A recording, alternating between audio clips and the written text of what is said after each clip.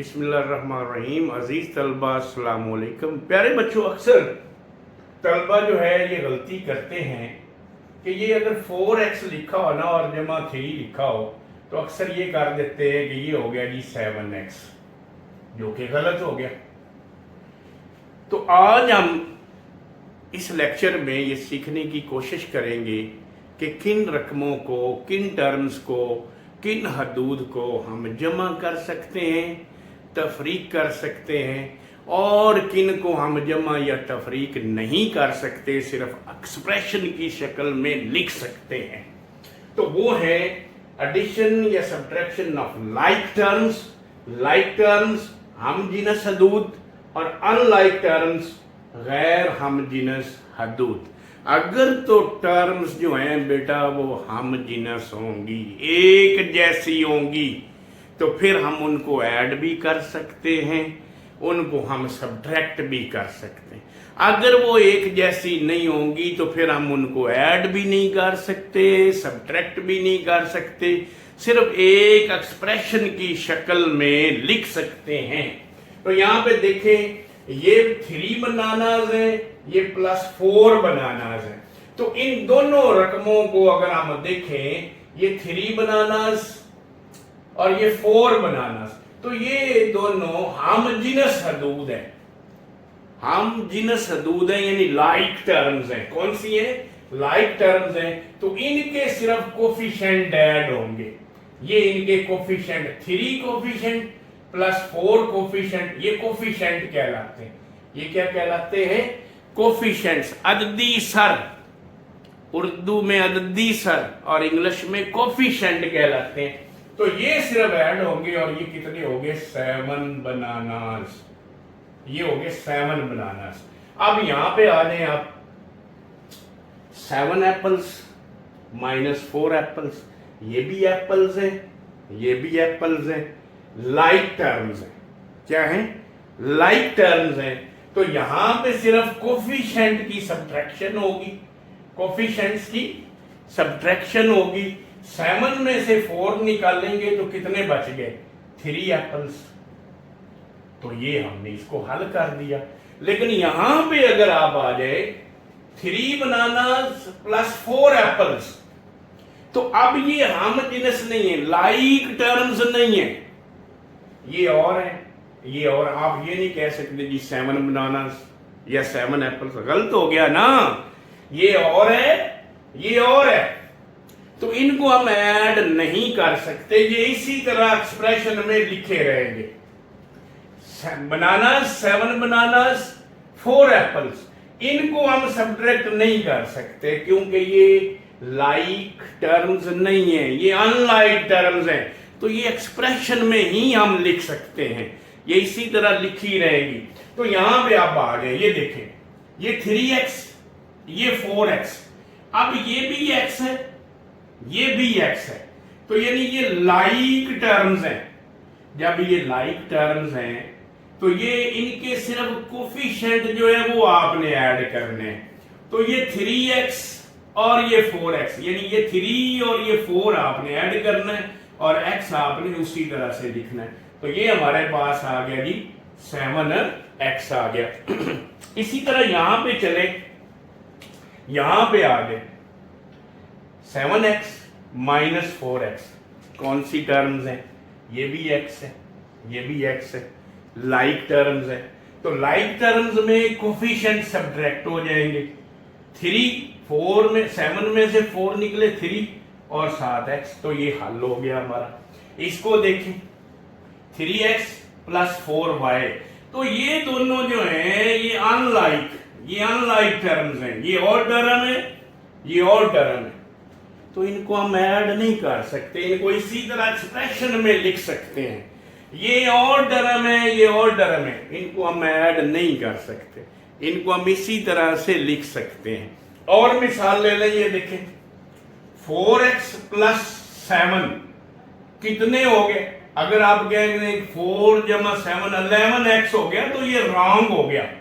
क्योंकि बेटा ये 4x है, ये और टर्म है, यानी ये वेरिएबल x है और ये कांस्टेंट है, ये 7 कांस्टेंट है। तो ये आपस में ऐड नहीं होते। तो ये बात आप ज़हन नशीन कर लें कि एडिशन के लिए और सब्ट्रैक्शन के लिए लाइक टर्म्स का होना ज़रूरी है। जो लाइक होंगी वो ऐड होंगी, जो लाइक नहीं होंगी वो ऐड नहीं होंगी। देखें, मैं आपको एक और मिसाल देता हूं यहां पे। 3x plus 4y plus 4x और प्लस 7y। अब इसको हल करना है हमने, तो इसके लिए हमने क्या करना है, हमने ये करना है जी कि पहले ये जो हम जिनस हैं इनको हमने करीब करीब लिख लेना आसानी के लिए।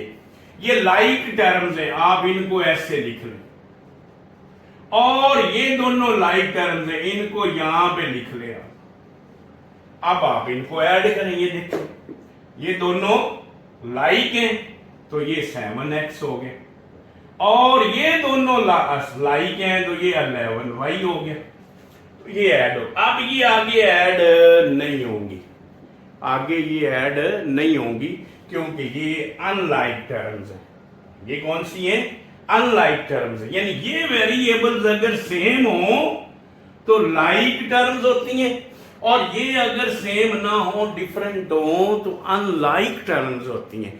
तो लाइक टर्म्स आपस में ऐड भी होती हैं, सब्ट्रैक्ट भी होती हैं। अनलाइक टर्म जो है वो ना ऐड होती हैं ना सब्ट्रैक्ट होती हैं। हाँ, उनको हम एक्सप्रेशन की शक्ल में लिख सकते। तो ये दो मिसालें हम और लेते हैं। इस टर्म को हमने, ये जो हमारे पास है एक एक्सप्रेशन और ये एक एक्सप्रेशन, इनको हमने आपस में ऐड करना है। तो इनको अब हम ऐड करते हैं जी। उसके लिए क्या करना है आपने? सबसे पहले आपने जो लाइक टर्म्स हैं उनको करीब करीब लिख ले ताकि आपको आसानी हो जाए। ऐसे भी हम कर सकते हैं कि ये और ये 2 पावर वाली है, ये सेम है, ये और ये 1 पावर वाली ये सेम है, और इनमें कोई नहीं x तो ये कांस्टेंट है, ये सेम है। इधर ऐसे भी ऐड कर सकते हैं, लेकिन आसानी से समझने के लिए आप इनको सेपरेट पहले कर लेंगे। ये 2x² और ये इसके करीब आ गया 4x²। ये होगी लाइक टर्म्स। ये क्या हो गई? लाइक टर्म्स हो गई।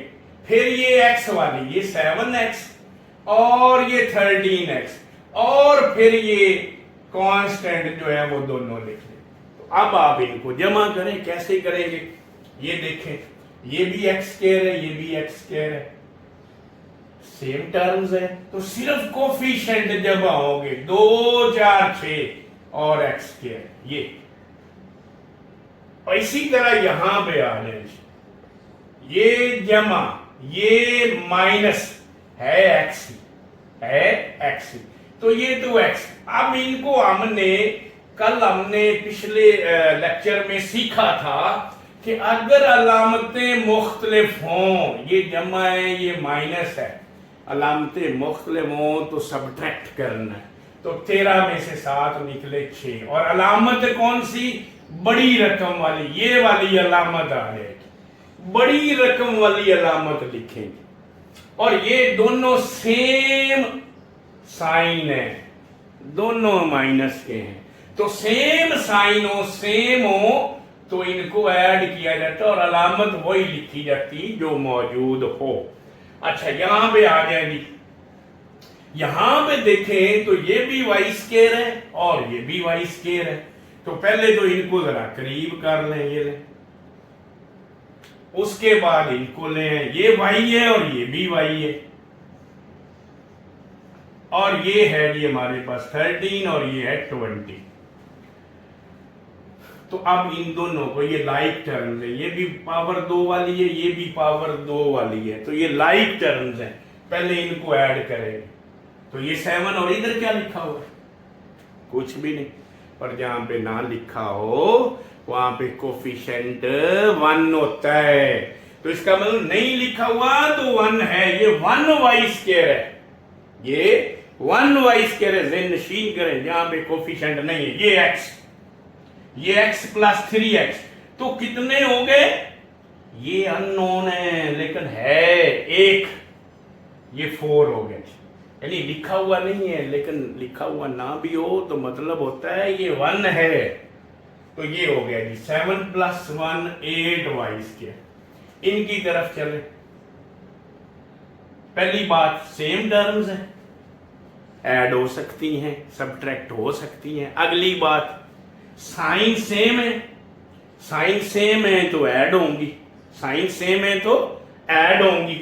-7 और 8 -15y, और -13 और -20 ये भी सेम साइंस हैं, ये भी सेम साइंस हैं। तो ये हो गए -33, सेम साइंस यानी ऐड होंगे, और अलामत वही जो यहां पे मौजूद होगी।